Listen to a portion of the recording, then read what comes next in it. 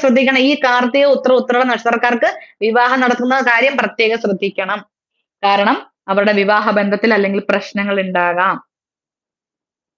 ഉണ്ടാകാം. അത് ഒരു 100-ൽ ഒരു 60% കൂടുതൽ ഉറപ്പാണ്. അതുകൊണ്ടാണ് ഞാൻ ഇങ്ങനെ മാത്രമേ നിങ്ങൾ ചെയ്യാവൂ എന്ന് പറയുന്നത് അതുകൊണ്ടാണ്.